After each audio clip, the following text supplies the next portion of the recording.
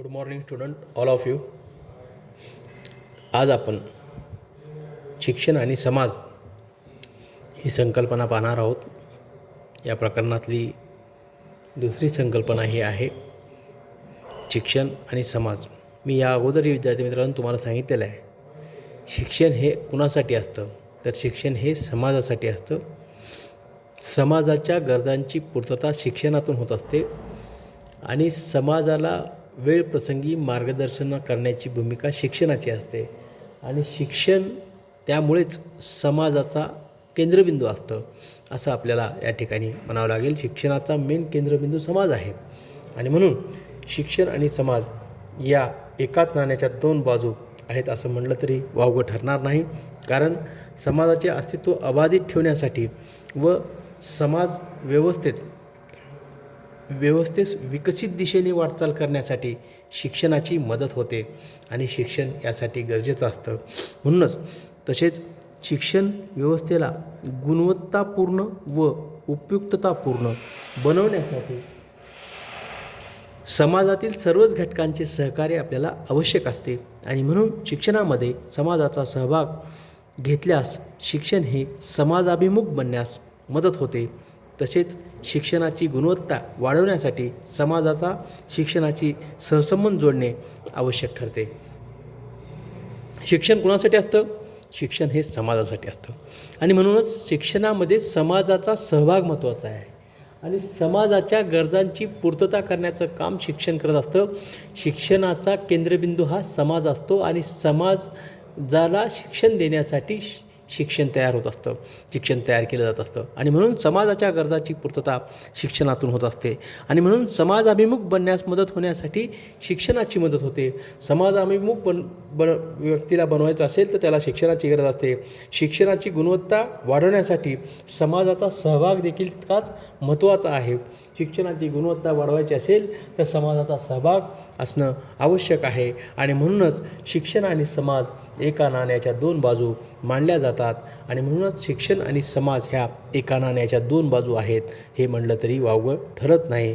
शिक्षणाशी सहसंबंध जोडणं समाजाचा आवश्यक ठरतं असं आपल्याला या ठिकाणी शिक्षण आणि समाज ही संकल्पना पाहत असताना ही गोष्ट फार महत्त्वाची आहे हे आपल्याला यावरून लक्षात येतं. कारण समाजाच्या गरजा काय आहेत हे ओळखून त्या ठिकाणी समाजाच्या गरजांच्या पूर्तता करण्याच्या दृष्टिकोनातून शिक्षणाची वाटचाल असते आणि म्हणून शिक्षण हे समाजाच्या भविष्याचा विचार करून त्या ठिकाणी काम करत असतं. शिक्षणातून समाजाच्या गरजा ओळखून समाजाला मार्गदर्शन करण्याचं काम शिक्षण व्यवस्थेचं असतं, शिक्षणाचं असतं आणि म्हणून शिक्षणाची भूमिका या ठिकाणी समाजाच्या दृष्टिकोनातून अत्यंत महत्त्वाची आहे. समाजाचा विकास शिक्षणातून होतो आणि शिक्षणामुळे समाज हा विकसित होतो आणि असं आपलंही म्हणलं तर त्या ठिकाणी वावगं ठरू शकत नाही. यातून आपल्या एकच लक्षात येतं की समाज आणि शिक्षण या दोन्ही एका नाण्याच्या दोन बाजू आहेत. समाजाशिवाय शिक्षण विकसित होत नाही आणि शिक्षणाशिवाय समाज विकसित होत नाही हे या ठिकाणी आपल्याला यावरून स्पष्ट सांगता येतं. आता आपल्याला पुढचा त्यातला पॉईंट पाहायचा म्हणजे शिक्षणात समाजाचा सहभाग हा अत्यंत महत्त्वाचा असतो आणि तो कसा महत्त्वाचा असतो हे आपल्याला खालील एक शैक्षणिक चित्राच्या माध्यमातून दाखवलेला आहे. तो आपण आता या ठिकाणी पाहणार आहोत. त्यामध्ये सांगितलेलं आहे शिक्षणामध्ये समाजाचा सहभाग हा कसा महत्त्वाचा आहे हे आपल्याला दाखवण्याचा प्रयत्न केलेला आहे. ह्या खालील चित्राच्या माध्यमातून चित्राच्या आधारे आपल्याला तो दाखवलेला आहे. त्यामध्ये सांगितलेलं आहे, सांगा पाहू म्हणून आपल्याला विचारलेलं आहे. खालील चित्रात तुम्हाला कोणकोणते प्रसंग दिसत आहेत याची यादी करा म्हणून तुम्हाला या ठिकाणी चित्राच्या आधारे यादी करा असं सांगितलेलं आहे. तर यामध्ये विद्यार्थी मित्रांनो तुम्हाला सांगायचं आहे की या चित्र पाहिल्यानंतर तुम्हाला काय दिसतं. तर ह्या चित्र पाहिल्यानंतर आपल्याला हे लक्षात येतं ही एक व्यक्ती त्या ठिकाणी समाजाला मार्गदर्शन करण्याचं काम करत आहे, समाजाचं उद्बोधन करण्याचं काम करत आहे असलेले आपल्याला पाहायला मिळते आणि त्या व्यक्तीचं संभाषण किंवा भाषण म्हणू आपण ते सर्व वट्ट्याच्या बाजूला बसून गावातील लोक त्या ठिकाणी बसून ऐकत असलेले आपल्याला पाहायला मिळत आहे. म्हणजेच समाज हा त्या व्यक्तीचं जे मार्गदर्शन आहे ते मार्गदर्शन ऐकत बसलेला आपल्याला पाहायला मिळतो. दुसऱ्या चित्रामध्ये आहे या ठिकाणी सार्वजनिक स्वच्छता मोहीम असलेली पाहायला मिळते. मग संत गाडगेबाबा स्वच्छता अभियानासारखी एक मोहीम या ठिकाणी राबत असलेली या चित्रामध्ये आपल्याला पाहायला मिळते. सर्व गावातील लोक मिळून एकत्र येऊन हा स्वच्छतेचा उपक्रम राबवत असलेला आपल्याला पाहायला मिळते. काही झाडू घेऊन खराटा मारतायत, काही कचरा जमलेला टोपल्याद्वारे पोत्यामध्ये भरत आहेत, काही महिला इकडे पाठीमागे कचरा गोळा करताना दिसत आहेत. म्हणजे लोकांचा सहभाग असल्यानंतर कशा पद्धतीचं यश मिळतं आणि कशा पद्धतीनं उपक्रम हे यशस्वी होतात याचं हे प्रसंगावधान आपल्याला पाहायला मिळत आहे. आणि म्हणून कुठल्याही गोष्टीमध्ये समाजाचा सहभाग असाल तर ती गोष्ट झपाट्याने विकसित होते, ती गोष्ट प्रगतीपथाने या ठिकाणी पूर्ण होते. याचं हे ज्वलंत उदाहरण आपल्याला समोर चित्राच्या आधारे सांगता येतं. त्यानंतर पुढचं चित्र दाखवलेलं आहे विद्यार्थी मित्रांनो, पाणलोट क्षेत्राचा कार्यक्रम पाहायला मिळतो आहे. अधिकारी मार्गदर्शन करत आहे आणि गावातील लोक एकत्र येऊन त्या ठिकाणी जो नाला, त्या नाल्यावर बंदोबस्ती करण्याचं काम करत असलेले आपल्याला पाहायला मिळत आहे. म्हणजे समाजाचा जर सहभाग असेल, समाजातील सर्व लोकांनी एकत्र येऊन, समाज म्हणजे काय, अनेक लोकांचा समूह म्हणजे समाज, ही समाजाची व्याख्या आपण मागच्या तासिकेत पाहिलेली आहे.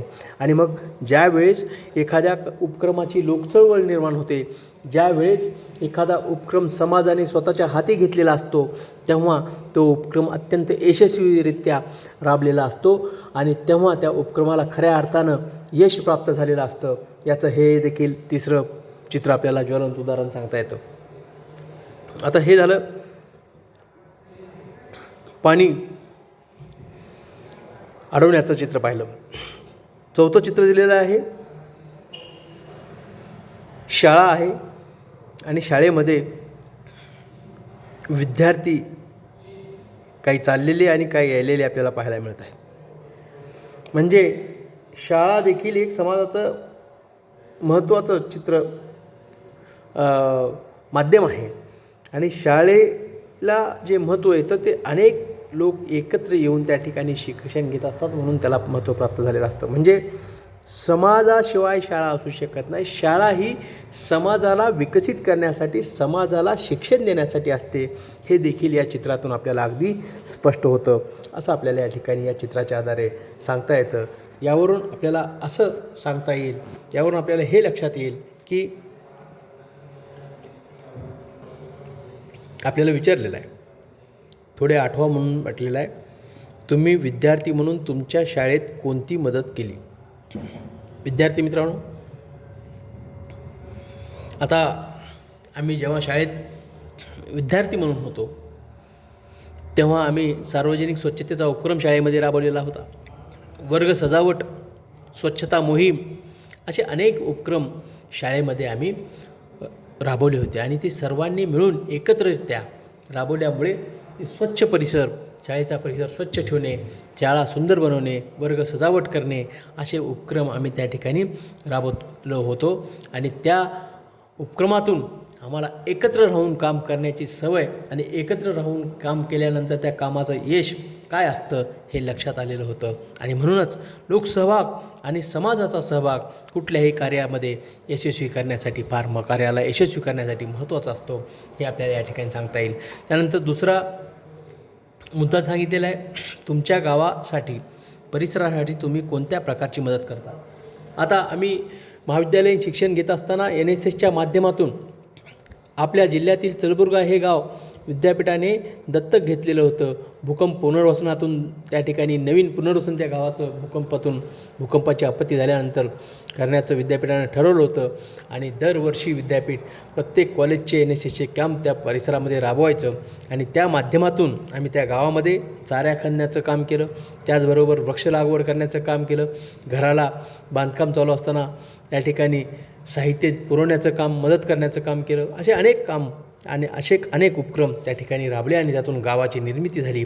म्हणजे मला हे सांगायचं आहे, आपण प्रत्येकाने आपल्या गावासाठी आपला परिसर स्वच्छ करणे, 4 किमान झाडं लावणे हे तरी केलं पाहिजे आणि स्वच्छता त्या ठिकाणी त्या माध्यमातून निर्माण केली पाहिजे, स्वच्छता बाळगली पाहिजे, गाव स्वच्छ ठेवण्याचा प्रयत्न प्रत्येकाने करावा हे या ठिकाणी आपल्याला सांगणं गरजेचं आहे. शिक्षणातून जर ही आपल्यामध्ये या गोष्टीची रुजवणूक झाली तर खऱ्या अर्थानं त्या गावाची प्रगती होऊ शकते.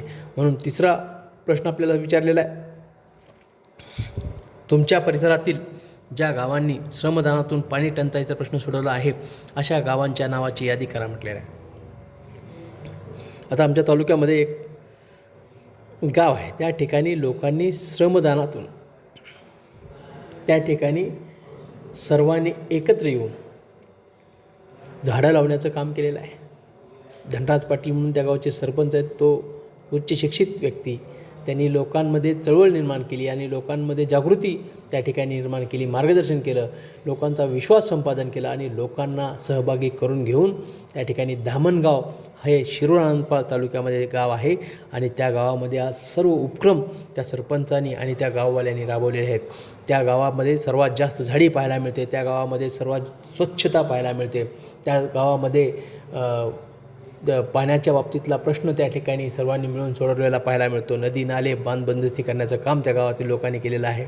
त्याचबरोबर पेरे पोपटराव सारखे सरपंच आपण पाहिलेले आहेत.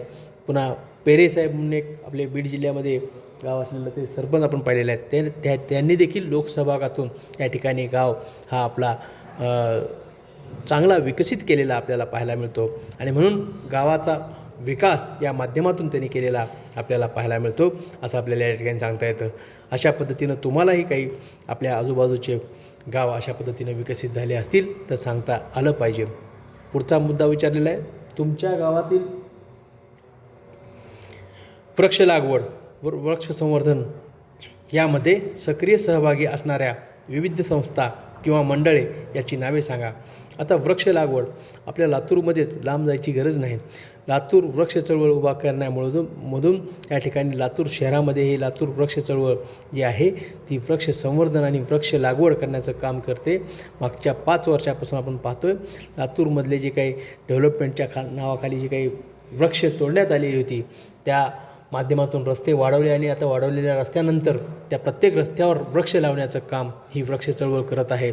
लातूर वृक्ष ही चळवळीने त्या ठिकाणी लातूरला आज प्रत्येक रस्त्याला आणि रस्त्याच्या मधल्या डिवायडरला वृक्ष लावून त्या ठिकाणी वृक्ष संवर्धन करण्याचं काम देखील ही सकाळी मंडळी सर्व एकत्र येऊन करते आणि यातूनच या ठिकाणी आणखीन काही दिवसाने हे वटवृक्ष मोठे झाल्यानंतर आपल्या सर्व रोडवर आपल्याला सावली झालेली पाहायला मिळेल. असं उपक्रम प्रत्येकाने राबवले पाहिजे.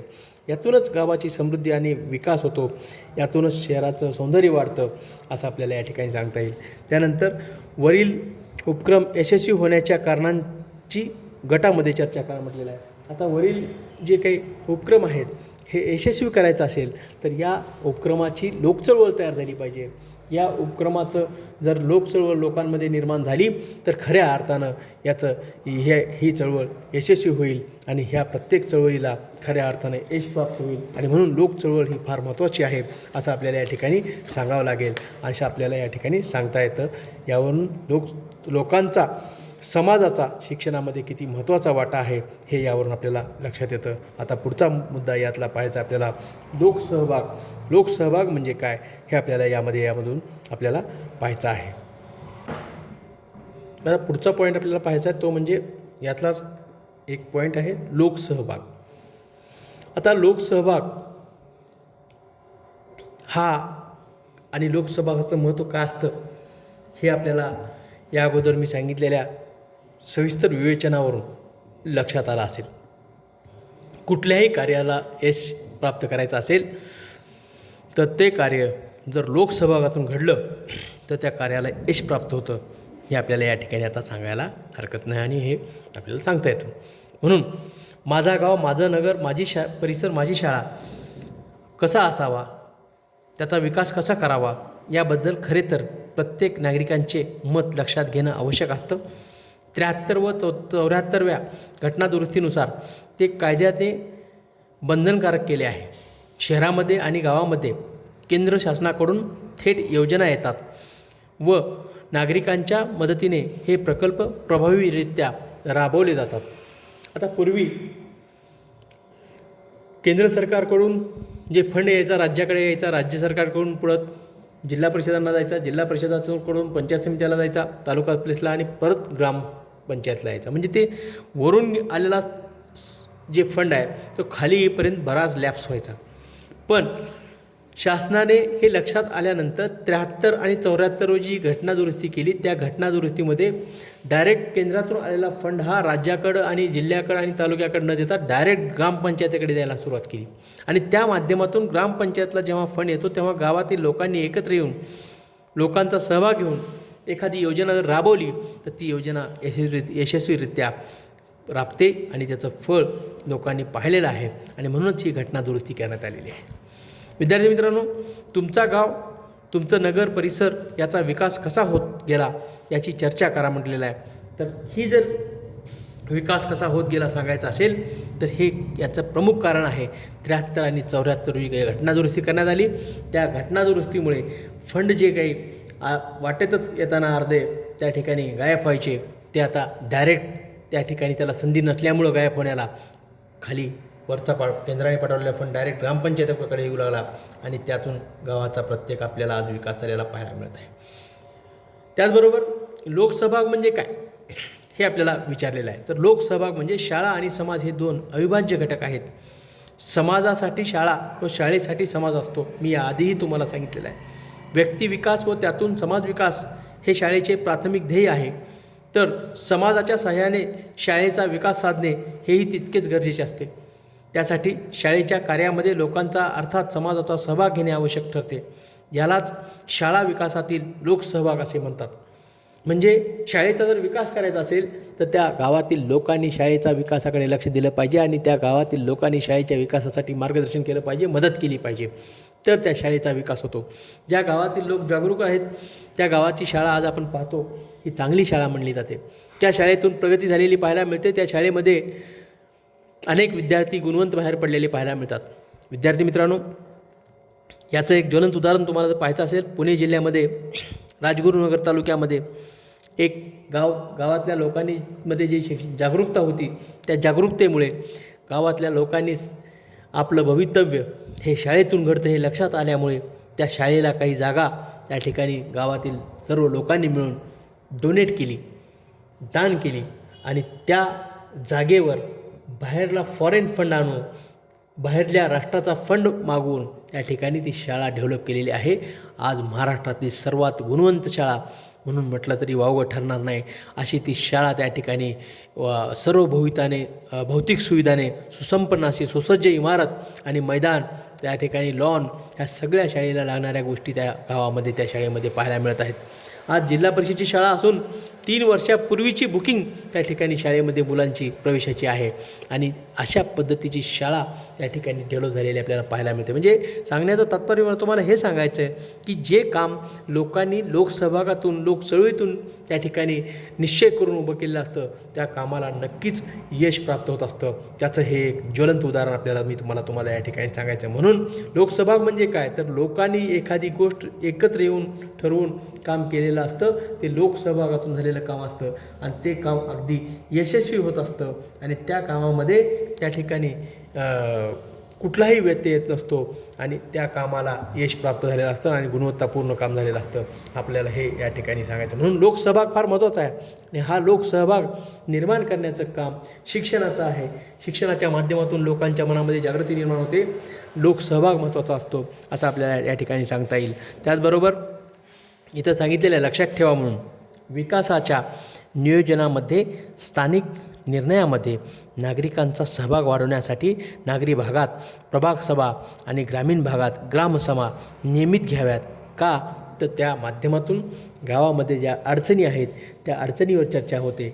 त्या अडचणी कशा सोडवाव्यात यासंबंधी चर्चा होते आणि यातूनच लोकांचा सहभाग वाढतो आणि या माध्यमातून यश प्राप्त होतं. म्हणून त्या ठिकाणी ग्रामीण भागामध्ये ग्रामसभा आणि शहरी भागामध्ये प्रभाग सभा ह्या होणं गरजेचं आहे आणि ह्या जर झाल्या तर खऱ्या अर्थानं लोकांमध्ये जागृती निर्माण होते आणि त्या ठिकाणी यश प्राप्त होतं. यशस्वी उपक्रम राबवले जातात हे आपल्याला या ठिकाणी सांगता येईल. पुढचा पॉईंट आहे माहिती मिळवा म्हटलेलं आहे. तुमच्या विद्यालयात लोकसहभागातून कोणकोणत्या बाबीविषयी पुढाकार घेतला जातो त्या उपक्रमाची यादी करा म्हटलेलं आहे.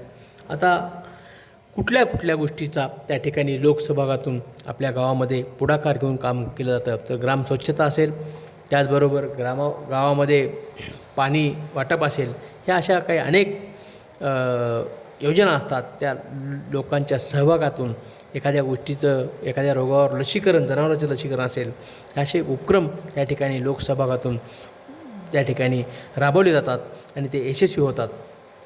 त्यानंतर लोकसहभागातील उपक्रमापैकी तुम्ही विद्यालयासाठी, शाळेसाठी कोणत्या उपक्रमात योगदान देऊ शकता ते सांगा म्हटलेलं आहे. मी तुम्हाला सांगितल्याप्रमाणे शाळा परिसर स्वच्छ करणे असेल, किंवा वर्ग सजावट असेल, किंवा शाळेमध्ये शैक्षणिक साहित्याचा तुटवडा असेल तर सर्वांनी मिळून शाळेमध्ये शैक्षणिक साहित्य उपलब्ध करण्याचा संकल्प केलेला असेल, या सर्व गोष्टी लोकसहभागातून होऊ शकतात. आणि म्हणून हे एक आपल्याला त्या ठिकाणी उदाहरण देता येऊ शकतं. त्यानंतर विचारलेल्या तुमच्या विद्यालयात लोकसहभागातून घेतल्या जाणाऱ्या उपक्रमात कोणत्या अडचणी आल्या याची यादी करा. ज्यावेळेस आपण एखादं असं काम करू त्यावेळेस त्या कामामध्ये काय अडचणी येतात हे देखील आपल्या लक्षात येतं. आणि म्हणून ह्याच्या ज्या काय अडचणी आहेत ह्या अडचणी शोधण्यासाठी आपल्याला असे उपक्रम आधी राबवणं गरजेचं आहे. आणि त्या उपक्रमात राबवल्यानंतर आपल्याला त्याची प्रचिती होते असं आपल्याला या ठिकाणी सांगता येईल. आता यातलाच या पॉईंटमधलेच शालेय कार्यात लोकसहभागाची उद्दिष्टे काय आहेत हे विचारलेलं आहे, ते आपण पाहूया. विद्यार्थी मित्रांनो, शालेय कार्यामध्ये सहभागाची उद्दिष्टे जे आहेत त्यामध्ये पहिलं उद्दिष्ट सांगितलेलं आहे, समाज व शाळा यांचा सहसंबंध जोपासणे. शाळा कुणासाठी असते? समाजासाठी असते. आणि समाज कुठून घडतो? शाळेतून घडतो. समाजाला मार्गदर्शन कोण करतं? शाळा करते. आणि म्हणून या दोन्हीचा सहसंबंध जोडणं हे महत्त्वाचं उद्दिष्ट या ठिकाणी लोकसहभागाचा आणि लोकशिक्षणाचं आहे, समाज आणि शिक्षणाचं आहे. दुसरं उद्दिष्ट दिलेलं आहे, शाळेची विश्वासार्हता वाढवणे. आता शाळेची विश्वासार्हता जर वाढली तर लोकांचा सहभाग वाढतो. लोकांचा सहभाग वाढला तर शाळेची विश्वासार्हता वाढत असते. आणि म्हणून लोकांच्या सहभागातून शाळेची विश्वासार्हता वाढते. आणि ही वाढवणे ही शाळेची जबाबदारी असते. आणि म्हणून हे एक त्याचं उद्दिष्ट आहे. तिसरं आहे, शालेय समस्या सोडवणे. शाळेमध्ये ज्या काही समस्या येत असतील, शाळेला काही अडचणी येत असतील तर त्या लोकांना सहभागी करून घेऊन त्या शाळेच्या अडचणी सोडवणं हे देखील शिक्षणाचं ध्येय आहे. आणि म्हणून शिक्षण आणि समाज या एका नाण्याच्या दोन बाजू आहेत. चौथं उद्दिष्ट दिलेलं आहे, शालेय कार्यालयावर नियंत्रण प्रस्थापित करण्यास दिशा देणे. हे देखील या शिक्षणाचं उद्दिष्ट मांडलेलं आहे. शालेय कार्यक्रमात समाजाचे सहकार्य मिळवणे. एखादा उपक्रम राबवायचा आहे तर समाजाचं सहकार्य कसं राबवून घ्यायचं, समाजाचं सहकार्य कसं मिळवायचं, या दृष्टिकोनातून समाजाचं सहकार्य मिळवणं हे देखील सहशालेय कार्यक्रमात या ठिकाणी करणं शालेय मुख्याध्यापकाचं आणि शाळेच्या शिक्षकांचं काम असतं. म्हणून हे एक त्याचं उद्दिष्ट मांडलेलं आहे. शालेय विकासासाठी आर्थिक मदत प्राप्त करणे. शाळेचा जर विकास करायचा असेल तर विकासासाठी आर्थिक मदत प्राप्त करावी लागते. आणि आर्थिक मदत मिळवायची असेल तर तुमची विश्वासार्हता शिक्षकांची आणि मुख्याध्यापकांची असणं गरजेचं असतं. जेव्हा आपली विश्वासार्हता असते, जेव्हा आपलं त्या ठिकाणी विश्वासार्हता लोकांना जाणवते, तेव्हा लोक त्या ठिकाणी आपल्याला मुक्त कंठाने आणि मुक्त मनाने मदत करत असतात. आणि आर्थिक मदत देखील प्राप्त होते असं आपल्याला या ठिकाणी सांगता येईल. म्हणून हे एक त्याचं उद्दिष्ट आहे. त्यानंतर विद्यार्थ्यांची उपस्थिती वाढवणे. विद्यार्थ्यांची उपस्थिती जी आहे ती वाढवली पाहिजे. विद्यार्थ्यांची उपस्थिती वाढवण्यासाठी सर्व शिक्षकांनी प्रयत्न केले पाहिजेत. आणि विद्यार्थ्याची ज्या ठिकाणी उपस्थिती 100% आहे त्या ठिकाणी पालकांची विश्वासार्हताही वाढते. आणि म्हणून विद्यार्थ्याची उपस्थिती वाढवणे हे एक त्याचं उद्दिष्ट आहे. पुढचं उद्दिष्ट सांगितलेलं आहे, समाजाच्या सहकार्यातून शालेय सामग्रीचे संवर्धन करणे. शाळेची सामग्री असते त्या सामग्रीचं संवर्धन असेल, जतन असेल, ती समाजाच्या सहकार्यातून केलं पाहिजे. समाजाला त्या गोष्टीची जाणीव करून दिली पाहिजे. आणि या माध्यमातून या पद्धतीनं या शाळेतील सामग्रीचं संवर्धन करणं हे देखील एक महत्त्वाचं उद्दिष्ट त्या ठिकाणी मांडलेलं आहे. आणि शेवटचं उद्दिष्ट आहे, समाजातील ज्येष्ठ श्रेष्ठ प्रतिभावंत व्यक्तीच्या ज्ञानाचा व अनुभवाचा उपयोग विद्यार्थ्यांच्या विकासासाठी करणे. गावामध्ये जर काही चांगले लोक असतील किंवा परिसरातील किंवा काही ओळखीचे चांगले प्रतिभावंत लोक असतील, त्या लोकांच्या ज्ञानाचा विद्यार्थ्याला फायदा मिळवून देणं हे त्या शाळेतील शिक्षकांचं आणि त्या ठिकाणी असलेल्या मुख्याध्यापकाचं काम असतं. म्हणून जे समाजातील ज्येष्ठ आणि प्रतिष्ठित श्रेष्ठ लोक असतात, या लोकांच्या अनुभवाचा विद्यार्थ्यांना या ठिकाणी फायदा व्हावा, या दृष्टीने असे उपक्रम राबवणं हे देखील या ठिकाणी महत्त्वाचं उद्दिष्ट मानलेलं आहे. आणि अशा जर उद्दिष्ट सर्व या ठिकाणी पाळून एखादी शाळा काम करत असेल तर ती शाळा नक्कीच उत्कृष्ट शाळा ठरते आणि त्या शाळेकडे पाहण्याचा समाजाचा दृष्टिकोन देखील चांगला ठरतो. म्हणून शाळा आणि समाज म्हणजेच शिक्षण आणि समाज ह्या एका नाण्याच्या दोन बाजू आहेत असं म्हटलं तरी वावगं ठरत नाही. आणि हे या वाक्याचे अनेक उदाहरणं आपण या ठिकाणी पाहिलेले आहेत. अशा पद्धतीनं या ठिकाणी शालेय कार्यात लोकसहभागाची उद्दिष्टे काय आहेत हे पाहिले. म्हणजे आज आपण लोकसहभाग, समाज आणि शिक्षण आणि समाज आणि शिक्षणामधला जो घटक आहे लोकसहभाग, हा घटक आपण आज पूर्णपणे अभ्यासलेला आहे. उद्याच्या तासिकेत बालरक्षक आणि समाजदूत चळवळ हा जो पुढचा पॉईंट आहे तो आपण उद्याच्या तासिकेत पाहणार आहोत. आज आपण इथेच थांबूया. धन्यवाद.